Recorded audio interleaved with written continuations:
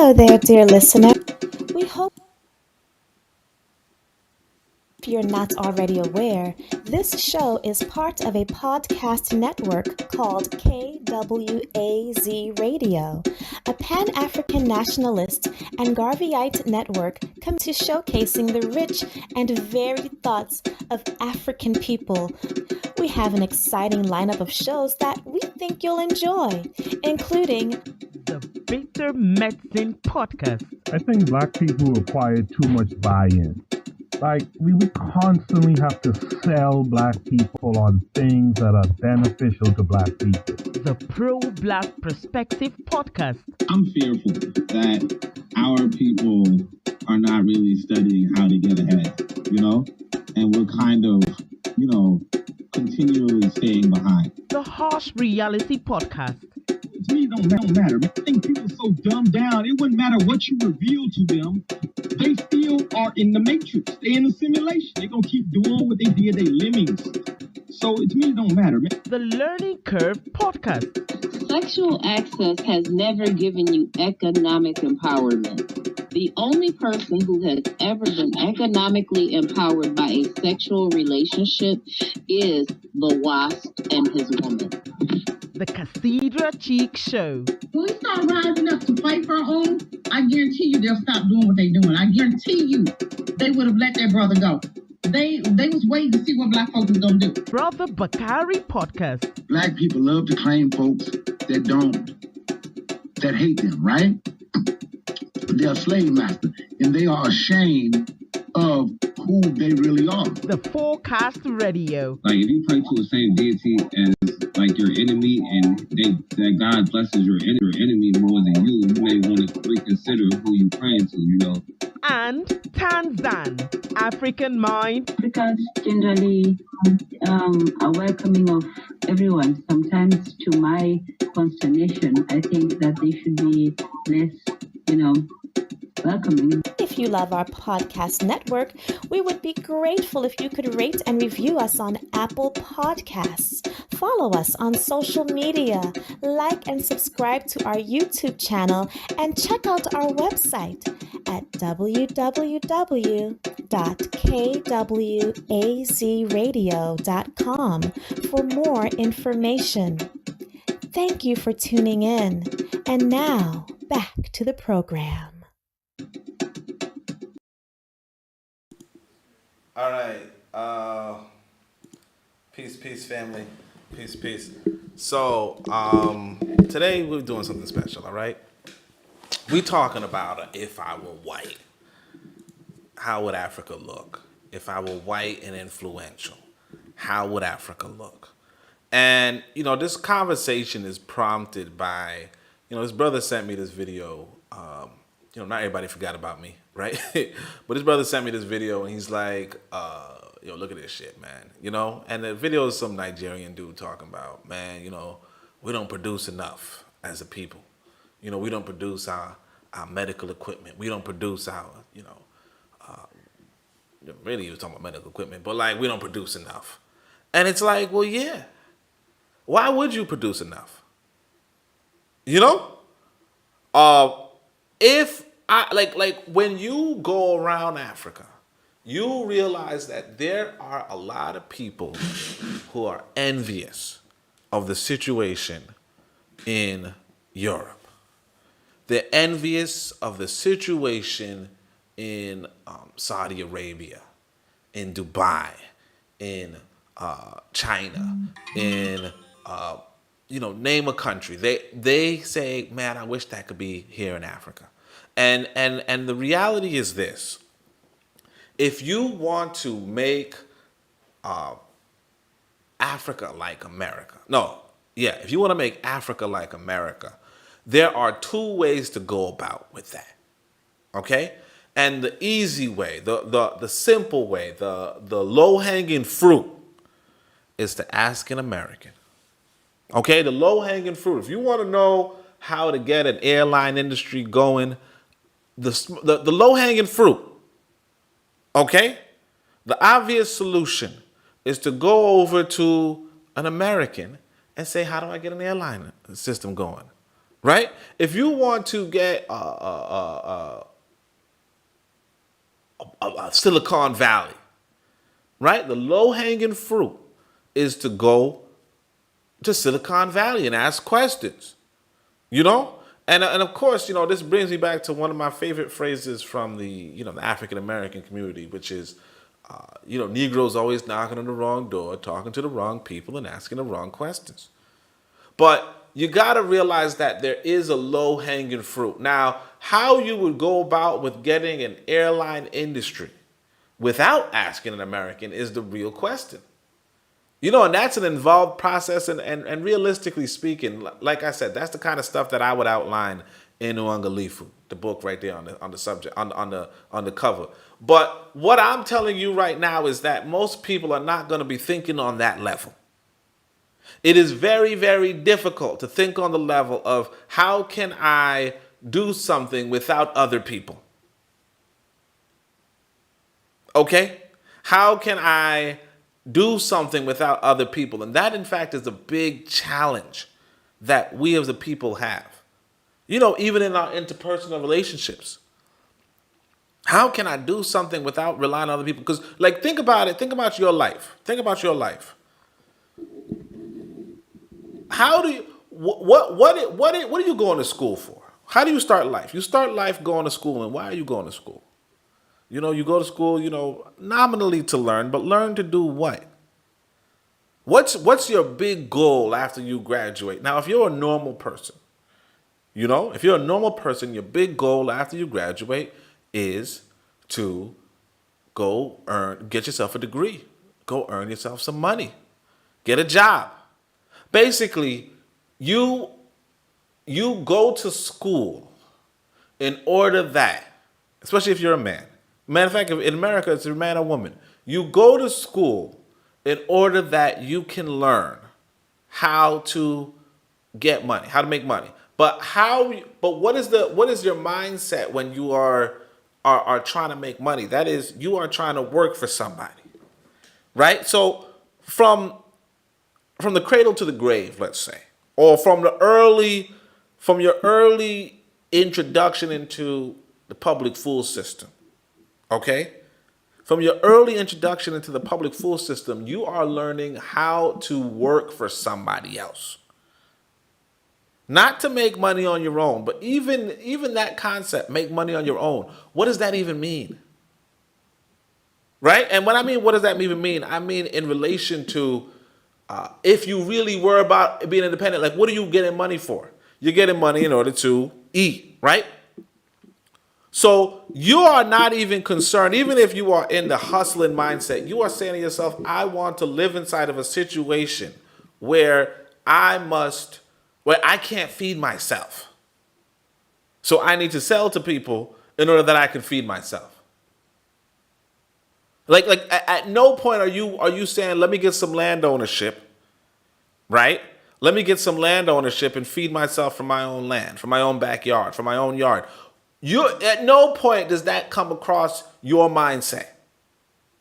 And of course, I'm not talking about individually you. I'm talking about, people in general, right?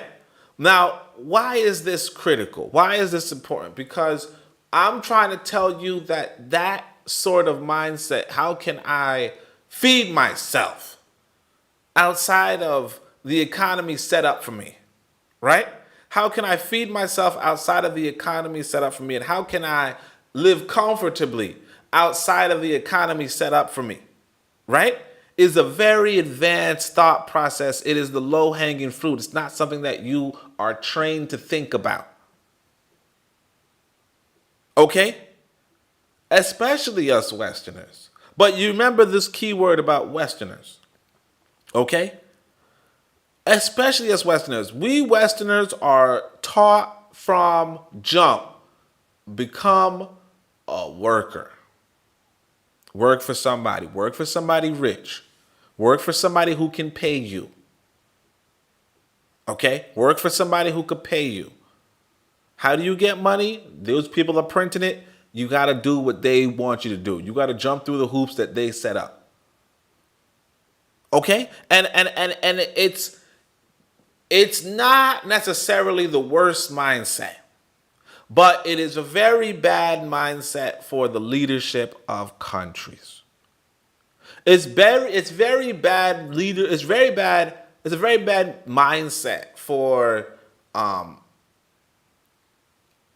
people who wish to be free. Okay? Now again, if you have this mindset while you're in America, right? Where you say, look, I just gotta find me a rich white man to work for. Now you don't say that. You say I gotta get me a job. But that's all it is. That's all it is. You just finding a rich white man to buy you food. You know what I'm saying? You just find a rich white man to buy you food. But why I'm saying this is to say the low-hanging fruit, that is, if you are trained from the Westerner perspective, right, to look at the West and say, I want that, right? The low-hanging fruit, and the low-hanging fruit basically means the easy way, right? How you say? Njia rahisi, okay? The easy way. The easy way is to just ask them for their advice. And this is the trouble. This is the truth. When you ask a white man for advice, he's going to give you good advice for him. You understand? When you ask a white man for advice, he's going to give you good advice for him. If he's intelligent. Put it this way, in fact. Put it this way. Let's say you got a crush on a woman, right? And she says, hey, man, look at it. And she's sitting with you. For some reason, you got a crush on her. She don't even know. Matter of fact, yeah, she don't even know. Right? She tells you, what do you think about that guy over there? You think he'd be good for me? Right? Now, if you are intelligent, you have a crush on her, you want her, you are intelligent, what advice are you going to give her? You're going to tell her, yeah, go shoot your shot? Or let's say the dude come over and spits his game or whatever. What's your advice for her? Is it, man, that dude was smooth as fuck? Or is it, man, he was corny. He was a cornball. Right? Like what, how, if you are intelligent, and again, I'm not saying the white man's intelligent. I'm not saying that. But I recognize, I'll put it this way, I'll recognize that there are some among them who are thinking. And the reality is that there is a means and a method towards advising other people when you are thinking. If you're not thinking, and a woman, a guy approaches a woman and you there, and you're not thinking, you're gonna say, man, that brother was smooth. Man, that's a good brother, man. He could take care of you. You could say that.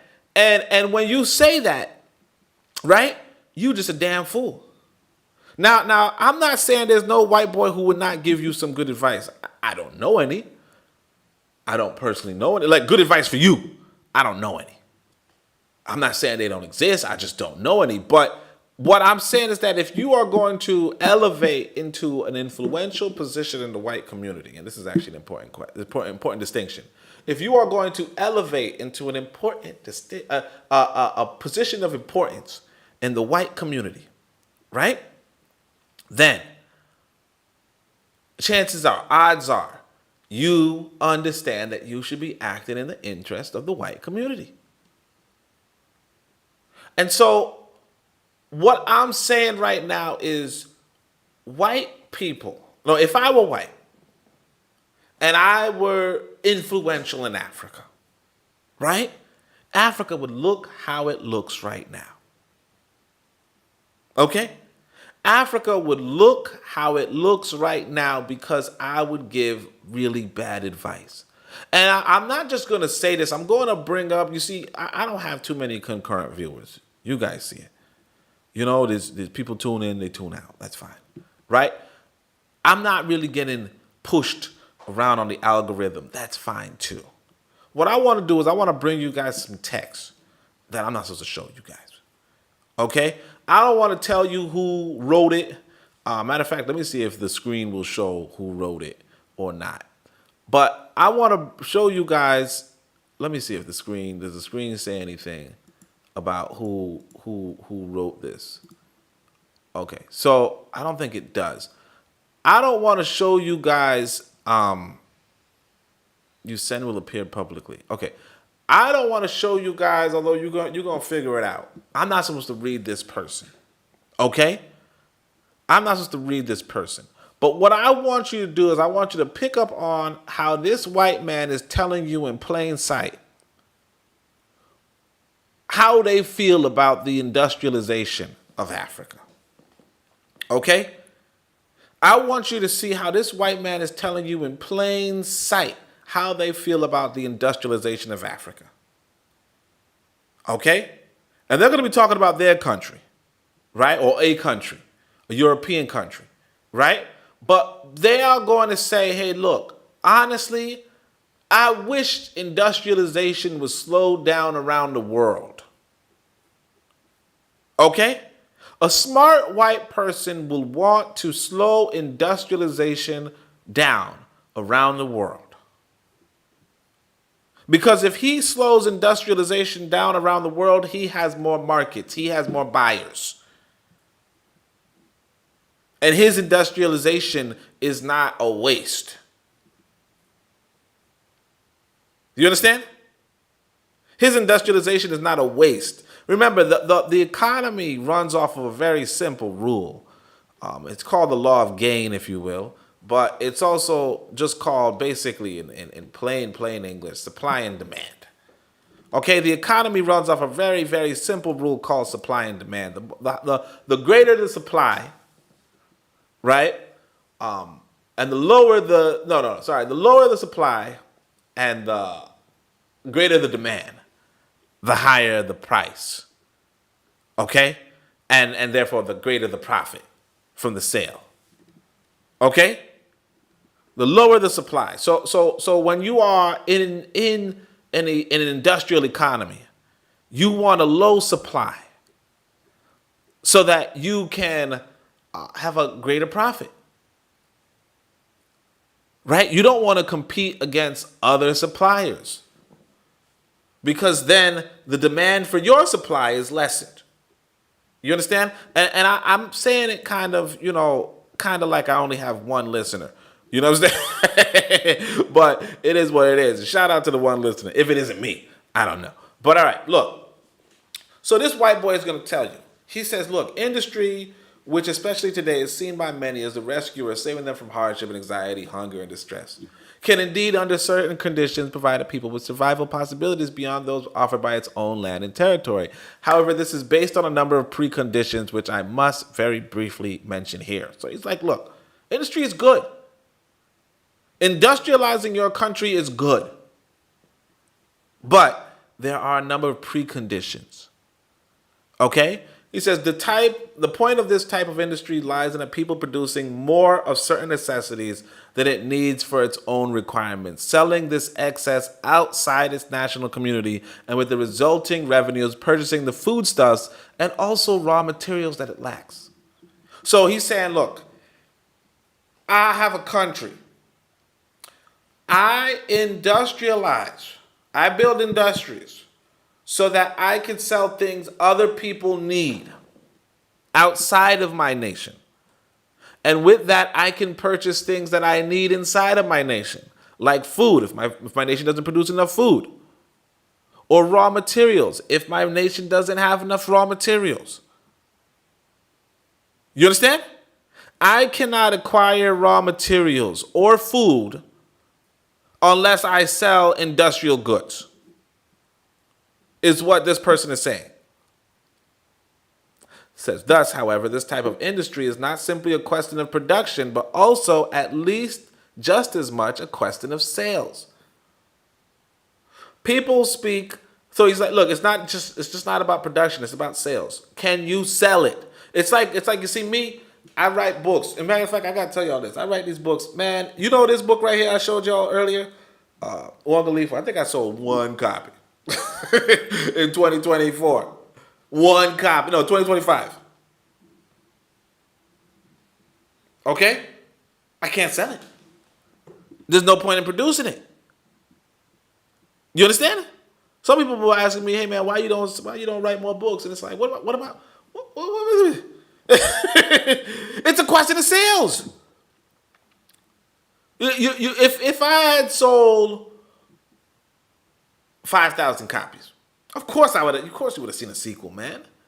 5,000 copies, yeah, fuck yeah, man. You would have had a sequel. But I sold one copy. You think I'm gonna write another book for them? No. I gotta move on. What the fuck? Like what? I'm not supposed to be a writer. And I told my friend about this. I said, look, man, I'm not an entertainer.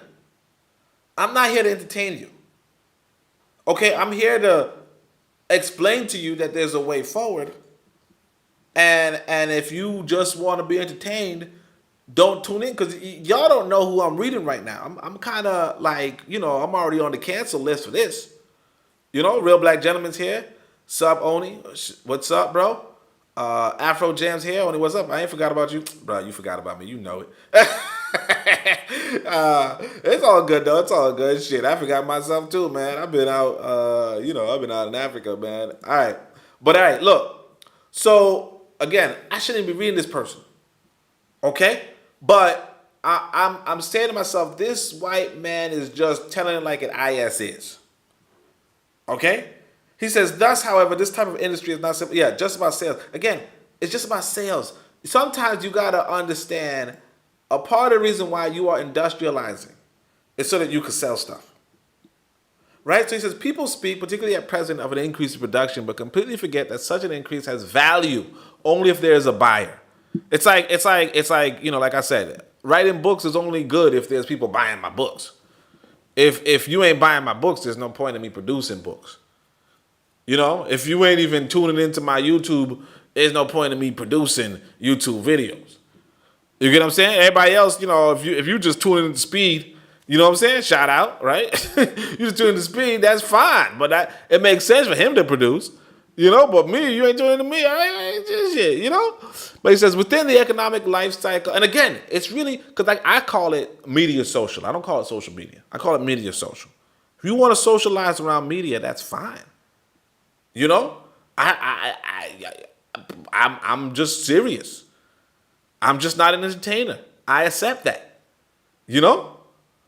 He says, within the economic life cycle of a people, like, this is not entertaining what I'm doing, man. Y'all don't even know who I'm reading right now. Within the economic life cycle of a people, an increase in production will be rewarding only insofar as it increases the quantity of goods that are available to the individual. Theoretically, every increase in a people's industrial production should lead to a decrease in the price of goods and therefore to higher consumption, consequently bringing a greater quantity of goods into possession of individual community members. So he's like, look, the more you produce, things will get cheaper, sure. In practice, however, this does not change the reality of insufficient food production for the people resulting from inadequate land. So, this guy has a gripe with not having enough land for his country, okay? Because although one can increase, and again, we don't have the same problem in Africa, right? But you gotta read between the lines for this. You gotta read between the lines, because this person right here is thinking, is at the center of a lot of Wazungu's thinking patterns. Okay? Sometimes they say, know your enemy.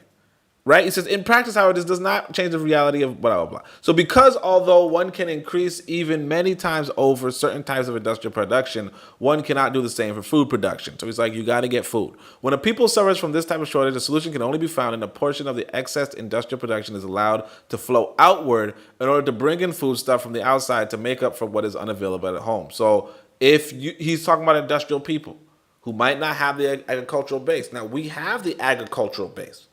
Okay? So again, a lot of this doesn't apply to us, but there's a part that does. So he's saying, look, if you don't have the agricultural base, go for the industrial so that you can get agriculture from other people. Okay? The economies are interdependent. Economies are interdependent. This is what this white man is explaining to you. Economies are interdependent. So again, if you're giving advice to a black man, you're telling him, look, we are interdependent. I will give you cars. You give me food. I don't want you building cars. I want you producing food. And this is what Wazungu actually tells black folk. You know, the World Bank, the IMF, they actually tell black folk, do not industrialize. Get up your agricultural output. Get up your cash crops. Get up your raw material exports. They tell us this. And I'm telling you, black folk are eating it up.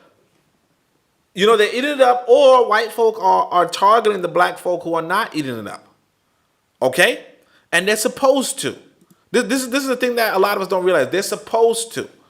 Because what you're supposed to do on this planet is you're supposed to look after your own survival. Okay? What you are supposed to do on this planet is you're supposed to look after your own survival and the survival of your own people.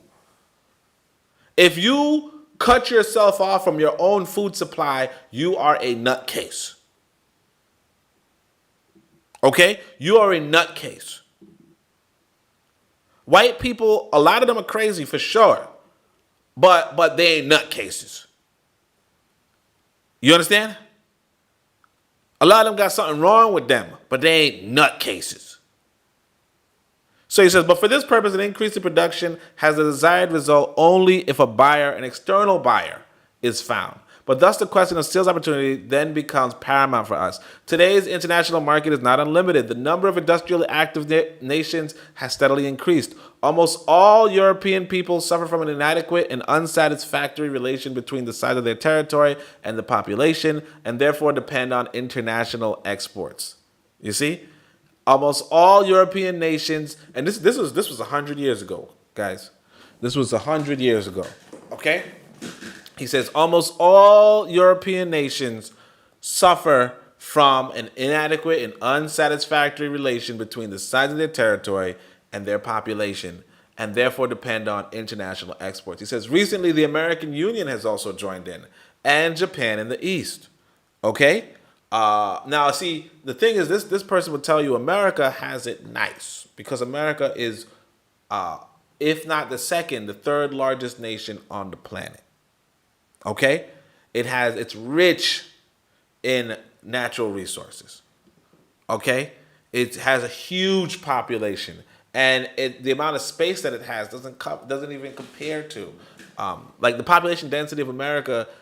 I didn't even look it up. I forgot to, but it's probably much less than much of Europe. Okay, so he says, so they don't have any problem of overpopulation or anything like that. But he says recently the American Union has also joined in Japan in the East. Competition for the limited market is naturally beginning, and it will become even fiercer as a number of industrially active nations increase and as the market constricts. So look at what he's saying. He's like, look, there is a limited market, and it's competitive. And as the industrially active he's like, look, you got to read between the lines. It is bad for there to be an increase in industrially active nations because it shrinks the market for the current industrially active nations. You understand? This is what Europeans sit down and study. They say, hey, look, if we all industrialize, it will cause a problem for industrialized nations. And the advantage would go to the people who actually have food. The people who don't have high population density. Guess who that is? You know what I'm saying? When they call Africa the breadbasket of the world, guess who that is? It is not in the interest of Europeans for Africans to be industrially active. And so if you are an African and you are saying, hey, European, what do you think I should do to become a first world nation? They say, here's the thing. That's what you want? Sure. Look, don't become industrially active. Now, your brain is telling you become industrially active, obviously. But Wazungu's going to tell you don't. And all he needs is some sucker to get into the position of leadership or misleadership and follow suit. And the thing is, he can buy any sucker and kill any fucker. You understand? He could buy any sucker and kill any fucker. And that's it. And everything goes well for him. He says, because while on the one hand, let me see the chat. We got Ra. What? Ra got Swahili now. Okay. Watu wangu utivu Uangalifu kone nekana. Oh, cool. And unacheka wakati wote siya ruchekesha. What? You learned it. Okay. All right. That's actually dope. All right. All right. What can I say? Niaje. All right. Competition for the limited market is naturally beginning, and it will become even fiercer as the number. So he's saying, look, we don't want that. He says, because while on the one hand, the number of people competing in the world market increases, the market itself will gradually become smaller, in part as a result of other nations self-industrializing by their own strength, and in part through a system of subsidiary ventures that will be established more and more frequently in such nations based on pure capitalistic interests. So again, you see this guy, he calls himself a socialist. All right. He's not for how the capitalists kind of don't care about national boundaries. Okay? He's not for how the capitalists do not care for national boundaries. And again, this is, you see, Wazungu, it's not that Wazungu doesn't care about national boundaries. It's that Wazungu understands that there are systems. And he gauges what is harmful and what is harmless. Okay? What is cheap in the long term or cheap in the short term. Right? So he says, look, on the one hand, the number of people competing in the world market increases. The market itself will gradually become smaller, in part as a result of other nations self-industrializing by their own strength. So he's like, look, the competition increases and the markets become smaller, right? The profits shrink. If other nations are self-industrializing and if, through purely capitalist interests, folk are helping out their enemies. Okay, so he says the following should be considered in this regard. Let's say the German people, for example, has an active interest in building ships in German shipyards to China because that will provide sustenance to a certain number of our people who would not be able to obtain it from our own no longer adequate land and territory.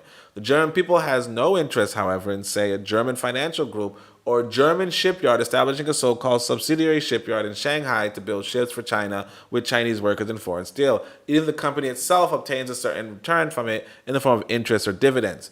You see? He says, look, we don't even want to build in China. Or it would not be in our interest to even build in China. Because if we build in China, it's going to profit the Chinese people more. Okay? Now, some capitalists will try to set up shops in China. And you see this. America sets up shops in China, and America sets up shops in India. And then America starts complaining, why is China so damn ahead of us? And this person was trying to tell us, or not us, but he's trying to tell the white folk, hey, don't help out the Chinese. Now, I have nothing against the Chinese. I'm not this person. Right? But what I'm saying is, if he's saying, do not help out the Chinese, what do you think he's saying about you? He's not even thinking about you. But what do you think he's thinking about you? I mean, he's not even mentioning you. But what do you think he says about you? You know? Oh, she says, una checa kati wote. No, hapana. Yo, it's just I'm laughing all the time. And then I start laughing. That's funny. All right. So, on the contrary, my father was a joker too. He likes joking too. All right. On the contrary, because the result of that would only be that a German financial group would earn profit of so many millions, but German national economy will be deprived of many times the sums through lost sales. So again, the important thing is to have sales. So he says, The more purely capitalist interests now begin to shape today's economy, and the more financial and exchange viewpoints in particular achieve deciding influence here, the broader the grasp of the system of subsidiary establishments will become. This process will suddenly artificially cause the industrialization of previous market outlets and reduce the export opportunities of European mother nations in particular. So he's like, look, if the capitalists have their way, right? And if you guys don't see it, China is one of the industrial leaders on the planet, right? But he says if the capitalist has their way, then this will cause the industrialization of previous markets and reduce the export opportunities of European nations. Okay? So this person was right. But on the other hand, what I want to say is most white people understand this. They understand you do not want to industrialize your market because then you will reduce your export opportunities and your import opportunities. So he says, today some can still smile about these future developments, but as they continue to progress in 30 years, people will moan about their results in Europe. So again, 100 years later, Europeans are complaining. So he says, as the sales difficulties grow, the competition for the remaining markets will become even fiercer. If the first weapon in this fight are the pricing and the quality of the goods, having lower prices, having good quality goods, which competitors try to force their rivals to lower, the last weapon in the situation as well is the sword. He says, look, if we cannot compete on an industrial level, on a production level, we should destroy the other nations. We should go to war. We should go to war with the other nation. And again, I'm not making this up. This is not my book. This book came out before most of us was born. Most of us were born. Okay? But let me tell you this. This is a very, very, very, very popular book. Okay? This is a very popular figure in European history. And this is somebody that people tell you is like some sort of idiot or some shit. This is like one of their idiots. Okay? So I'm saying that to say, yeah. They understand this. If they are not looking for more industrial competition, and if you go up to them and ask them, hey, how can I become a competitive people? How can I develop my country? They will tell you, hey, look, we're not looking for competitors, but we're looking for suppliers. And I mean, this is on paper. This is not my opinion. This is on paper. This is reported. I don't remember the TED Talk. I listened to this TED Talk one day of this lady who was saying that she was doing like IMF, like she was like maybe like secretary for the IMF or something. And what she would do, and if you guys could find this TED Talk, I much appreciate it. Leave it in the comment section if you can find it. But she says what she would do is she would go to the meetings and just take notes or something like that. And she said when she went to the meetings, like the Europeans, when they went to the meetings with, and this is a black woman talking, but she says when she went to the meeting, she was like, taking notes or whatever. When she went to the meetings with the Africans, white man offers something, and the Africans are quick to sign it. Okay? But when they went to the meeting with the Asians, the white man offers something, and the Asians were meticulous and saying, no, this is not going to work. How about this? Counter offer after counter offer, real negotiation.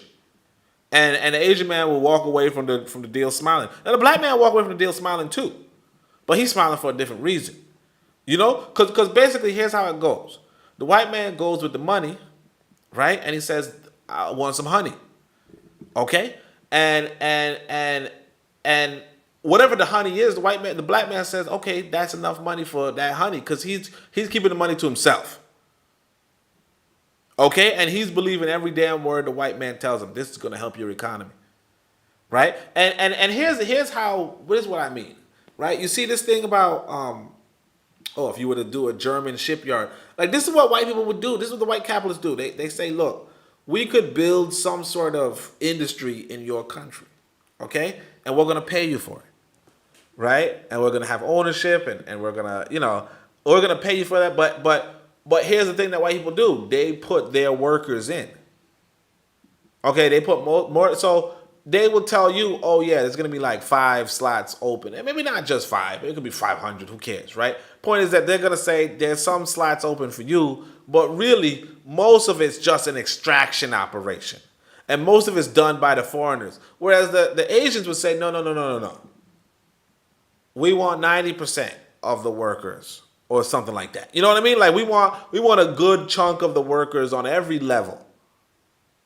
Okay? And we want, this. So if you wanna set up a base here in China, you gotta do XYZ. You gotta jump this way, that way. And again, if you listen to the white man, okay, you try the low-hanging fruit, he's going to say, look, this is a good idea. But he's not going to finish the sentence. He's going to say a good idea for me. So again, he says the last weapon in this situation as well is a sword. The so-called peaceful economic conquering of the world could only take place if the earth consisted of agrarian people and only a single industrially active people existed. He's like, look, the only way you could have peaceful economic conquest is if there was only one industrially active person. But because all the major peoples are industrial peoples today, he doesn't even consider you major. The so-called peaceful economic conquering of the world is nothing more than combat by means that will remain peaceful as long as the stronger people believe they'll be able to win by using them. In other words, actually being able to kill the others through peaceful industry. So he's like, look, the only reason why the world is as it is because they know the agrarian people, and that's you. His brother was writing me. He's like, I don't know how Africa's feeding itself the way how it's, because it's agrarian, right? The only way is because the white man the only reason why the white man even thinks about letting you be whatever, it's because he knows he could conquer you. He could conquer you. The white man, see the thing, I want y'all to realize this. The white man knows he can conquer you. And the reason why he knows this is because you are not much more industrially advanced than the time that he did conquer you. You know what I'm saying? You are not much more industrially advanced than the time that he did conquer you.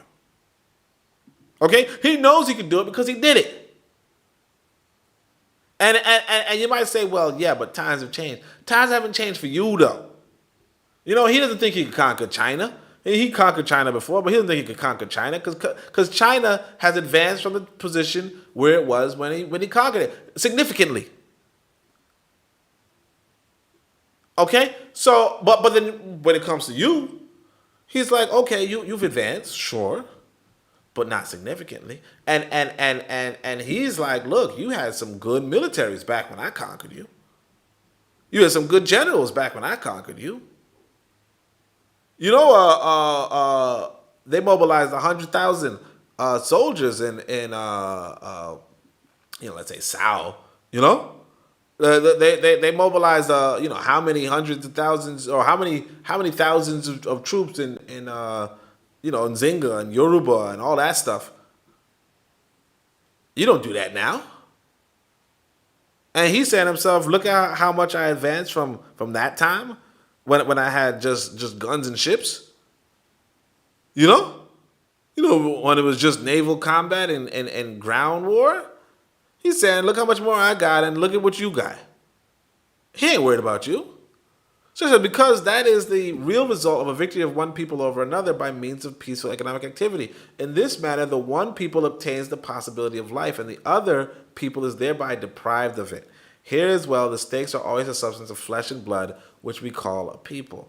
However, if a truly strong people does not believe it can defeat another through peaceful economic means, or if an economically weaker people does not want to allow itself to be destroyed by an economically stronger one by gradually losing the ability to feed itself, and this is what we say, Africa is the breadbasket of the world, and a lot of people starve. Now, I don't personally see starving people where I'm at.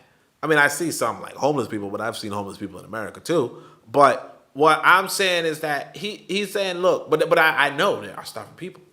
He says, Europe. He says, strong people will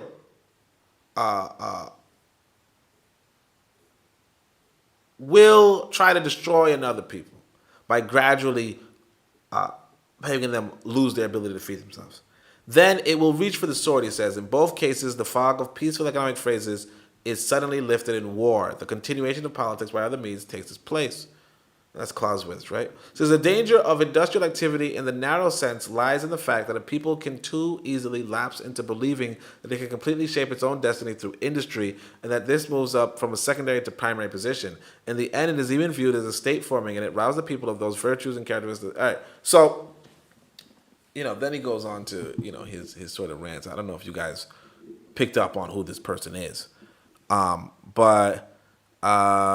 Yeah, Afro Jam. Jamaicans love the joke and cuts. Yeah, that's what I'm saying, man. We love it.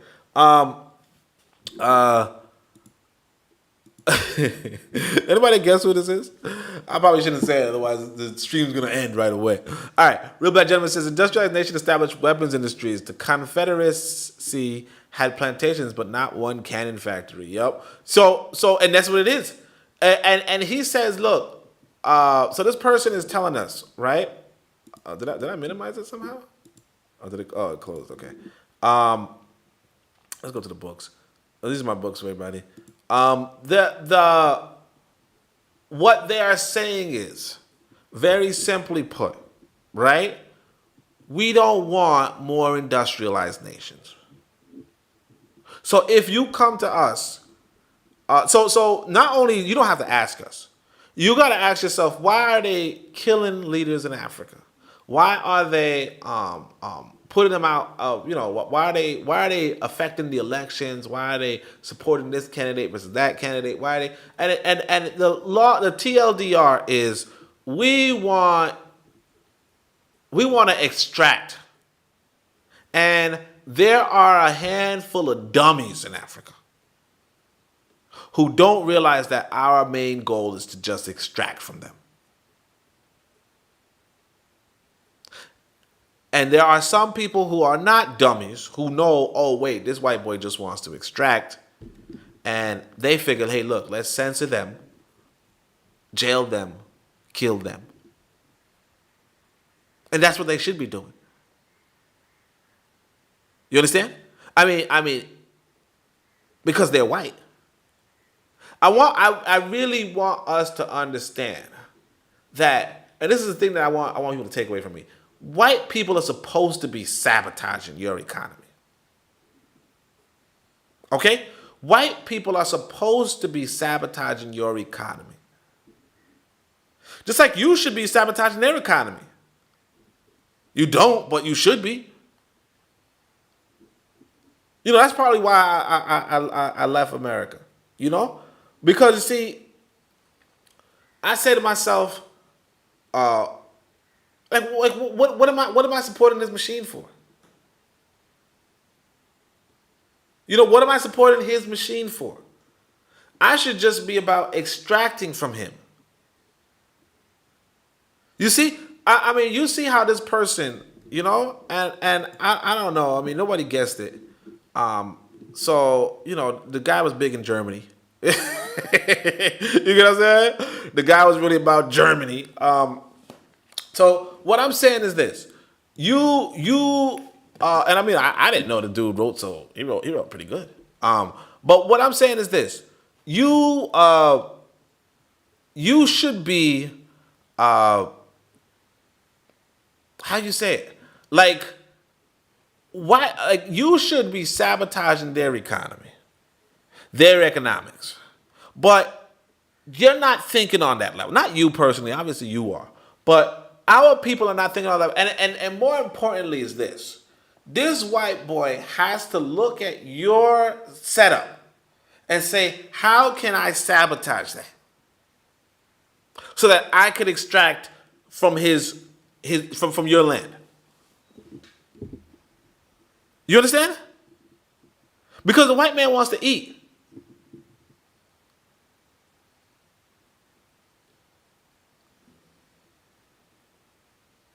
You understand?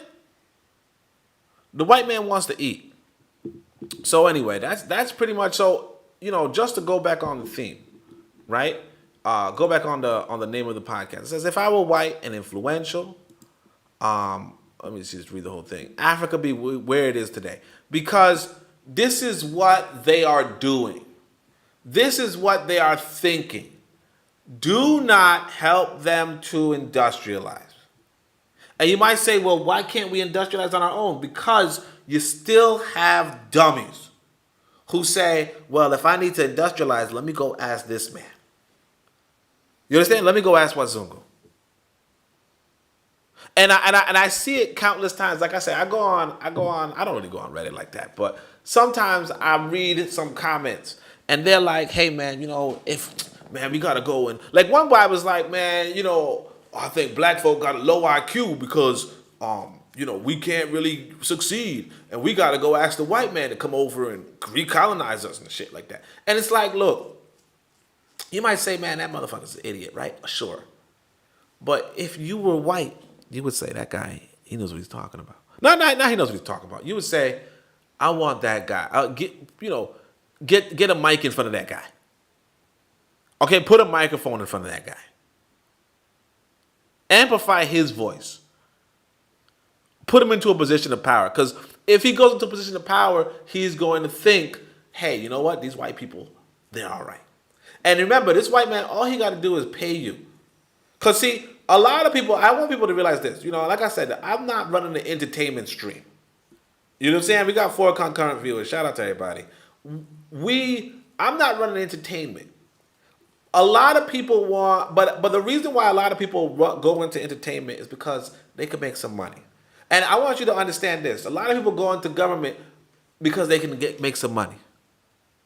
Okay? A lot of life, a lot of reason why you work is so that you can make some money. A lot of reason why you hustle is so that you can make some money. Okay? A lot of reason why you think, oh man, if I trade this and I get this, if I buy this and I sell it here and if I do that, a lot of that is so that you can make some damn money. Money is very, very important in this world today. And a lot of it goes around that. So because money dominates and for whatever reason, okay, I think I read somewhere that, some people brought the monetary system in, in order that, because it's a beneficial for them, right? We don't need to say who the small hats are, okay? But what I'm saying is this. The monetary system is, it's not bad, right? But what I want, Frank Zanko, exactly. But Frank, Afrojam says Frank Zanu talks that rubbish. But what I want you to realize is that, speaking of which, I don't even have my YouTube comments up, do I? Okay, here. And it says sign in, and your chat will appear publicly. All your message you send will appear publicly. All right. So he says, look, damn, what the fuck was I talking about? Monetary system it's not like I'm not gonna shit on the monetary system. But what I want you to understand is that it makes people purchasable. Most people are purchasable. Okay? That could help you if you want to be a Mac. You want to talk to women, you could whatever. Right? Most people are purchasable. Slavery hasn't ended. In fact, this lady one time what this lady said, Carolina de Jesus is her name. She says, actually, we are slaves to the cost of living. Okay?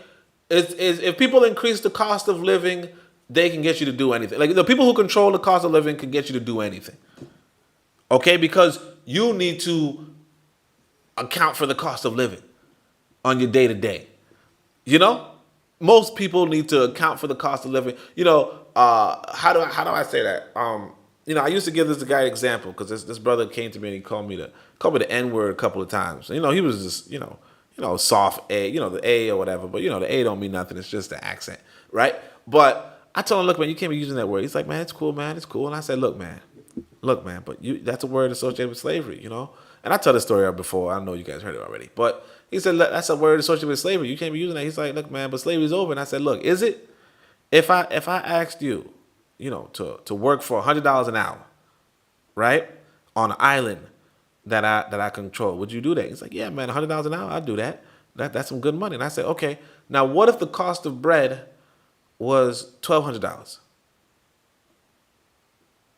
Okay, or even let's put it like $8,000 on that island. Would that $100 an hour really be good anymore? He's like, no. And I'm like, exactly. He says, because it depends on the cost of living. Your money only means something compared to the cost of living. And who sets the cost of living? Where you are, it's Wazungu. You know what I'm saying? So that means that Wazungu could get you to work for 40 hours for one piece of bread. You understand? And that's the life you're living. Where he tells you to go work for the food that, he tells you to go work for the food that he sets the price for. Right? But again, so that's the thing about slavery and all that stuff. So what I'm saying in a nutshell is this white boy, what he's supposed to be doing is he's supposed to find the black folk who are talking that rubbish. Find the Frank Zanus, amplify their voices, right? Amplify their voices. Put them on the front line. Put them in positions of leadership. And when you find the black folk, like Real Black Gentlemen, Afro Jam, Raw, right? When you find those black folk, silence them. Okay? Silence them. Okay? Because, get them out of the picture. Get them out of the way.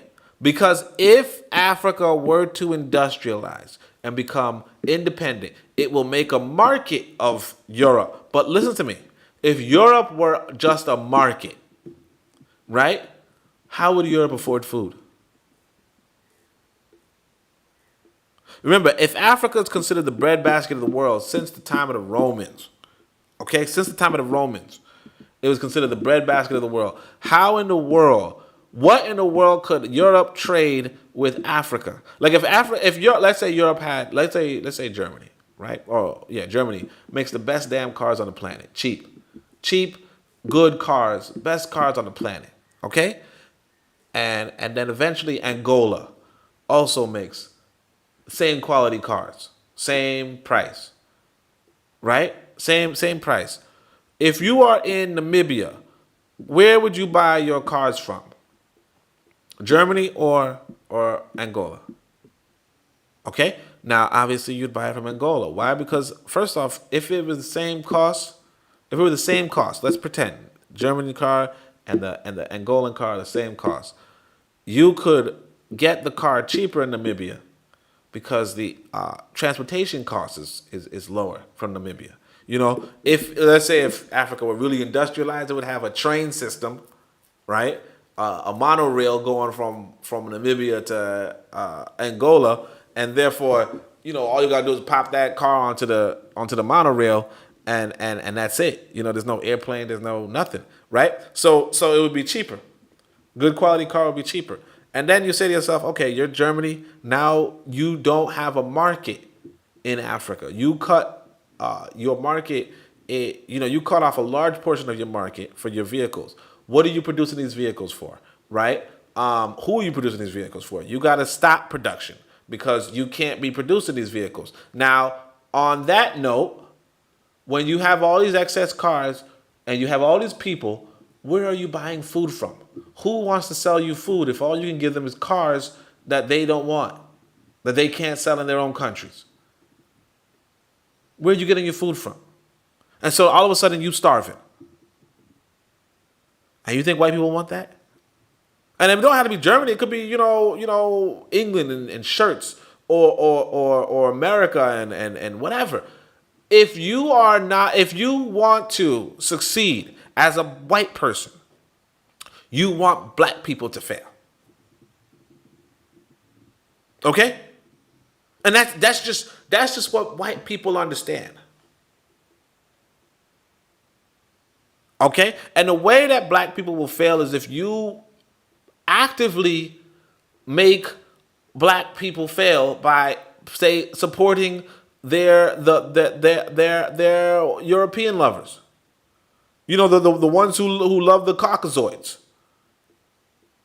If you support those turncoats, those African traders, those who don't understand how to develop the African economy, how to keep Africa underdeveloped, if you can do that, you can continue to be a developed nation. But if Africa were to succeed, Europe would fail. And this is not, and again,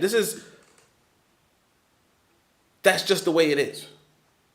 Shout out to Tupac. And white people understand this. Because again, I showed you guys a famous German. All that everybody knows.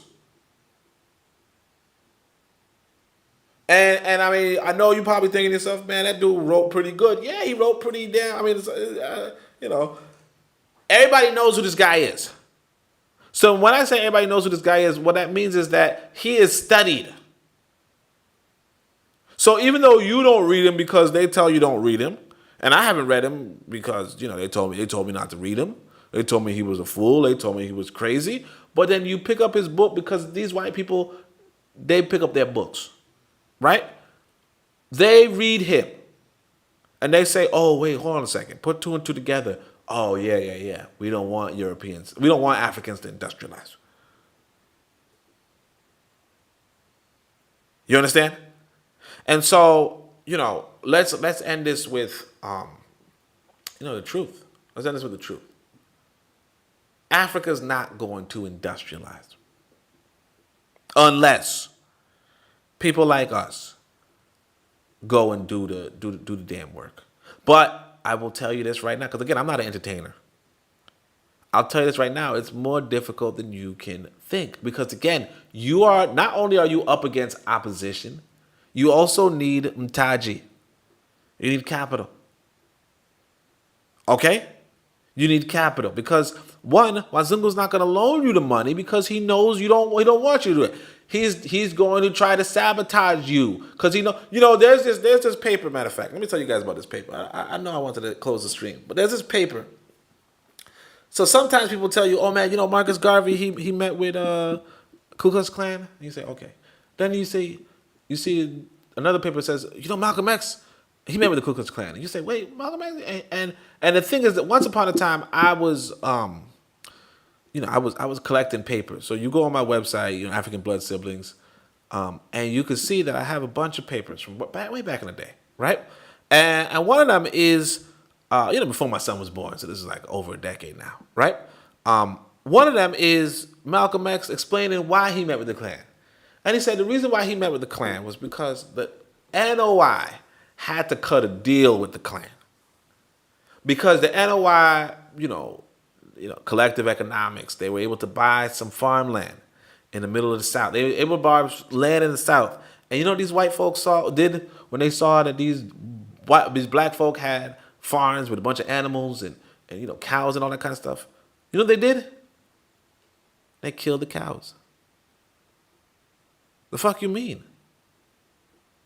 You think I'm just gonna sit here and watch you get into the industry that I secured for myself? Get into the things that feeds me? You think I'm just going to sit here and let you do that? No. So they kill the cows. And so Malcolm X had to meet with the Klan to say, hey, let's cut a deal. You know what I'm saying? Let's cut a deal. You don't kill our animals and we'll be, do blah, blah, blah. Whatever it is. Maybe we'll pay you. We'll do this. And this is the reality of the world. If you take black folk out of the picture, white folk compete with white folk. You open a bakery next door to another bakery, they get out and fight each other. They're at war with each other over who can provide the lunch for whomever. The lunch special or whatever. They're at war. White folk understand how to compete. And part of how you compete is sabotaging your competitor. Okay? Part of how you compete is sabotaging your competitor. And so I want you to understand that white folk are interested in sabotaging you. And they should be. It's only a question of, are you ready to be sabotaged by white folk and black folk who work for white folk? Are you ready? Because it's going to take you, if in order for Africa to industrialize, it's going to take you understanding that you are up against people with experience. Okay? This sister one time showed me a bunch of war clip, like war videos, war related videos. It was really interesting, really interesting. And why I'm saying this is to say that when you look at these early war videos, like 14, 11, or even 13, 12, you say to yourself, what was Africa doing at this time? Because what these white boys were doing was they was fighting toe to toe with the Arabs. Okay, they was fighting toe to toe, big conflicts, lives lost, and they recorded it to learn a lesson for years. They were battle tested for years. And they come to you peaceful as motherfuckers. You know what I'm saying? They come to you peaceful as a motherfucker. And relatively. We talking about savage wars for, big military tactics, big blah, blah, blah. And then we just chilling relatively. Okay? Relatively. Going to war with each other, not even killing anybody. You know what I'm saying? you got people who stand 100 meters away from each other, just throwing spears at each other. Then, they go back home and, celebrate. That was our war. Little games, right? And then these motherfuckers, these white folks was shooting cannons at each other, blowing each other up. Okay? Setting up, trenches and all that shit.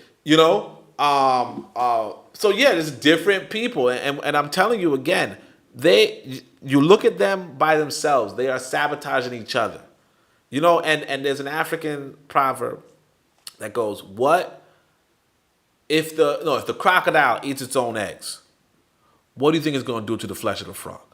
So if the European sabotages its own competitors, European competitors, right? What do you think it's going to do to Africans? And what it's going to do is what you see. It's going to say, look, I want this white, I want these black folk in leadership. I want these political parties in leadership. I want their economy to not be too industrial. And I want their resources to be shipped to me cheaply. And I'm pretty sure I could do it because I print these dollars that they want. I make the cars that they want because they set up their economy so that they don't have good economic opportunities among themselves. They got into politics. Look, I don't wanna, tell on myself. But, I've heard from some people, I don't want to say who, that they had relatives in government. Okay? And they was giving everybody and they mama, or giving all their relatives, their nieces and cousins and sisters jobs at collecting money. Okay? Real Black Gentleman says the frog at a minimum needs to become a toad and get thicker skin. Look, the reality is, right, that you gotta recognize the crocodile ain't your friend. And here's the trouble. You not gonna find too many black folk who are trained to realize that. Cause you gotta think about your experience going through the public school system. Did you know Wazungu wasn't your friend? I mean, of course you know that he did the slavery and all that kind of stuff, but at the end of the day, did you not aspire to work for him? What's the most prestigious thing? You ask a child, what's the most prestigious occupation they can have? Okay? Or you ask a child, what's the most prestigious place that they could work? Okay? What? And 9 times out of 10, You understand? It's something to do with serving these white folk. You understand? You do, like if we don't realize that this white person has to look after the white person, we get screwed over. And on that note, I think that's the whole podcast. I appreciate everybody for coming through. It looks like I had 7 concurrent listeners, a maximum of 6 somehow. I don't understand that, but but appreciate everybody. I thank you for the likes. If you didn't subscribe already, I mean, you probably did, because there's no other way for you to know this podcast is happening. If you didn't subscribe, please hit the subscribe button. If you want to share, please hit the share button. If you want to, I don't know. Oh, Levon, I didn't see this. You see the story of Africans fighting for Russia? Yep. Yeah. I mean, yeah. They are definitely fighting for Russia. Now again, yeah. I mean, look, Africans. Yeah. All right. But anyway, but what I'm saying is this: you gotta know that everybody is looking out for themselves. Okay? And most black people, again, do not understand that.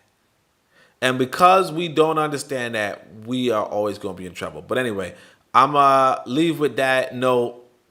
I'm going to say, Shem Hotep, Uncle Jah Seneb Neb, Amen, Ma'at, Dua Nature. Oh, yeah, and check out this book I got. That's about it.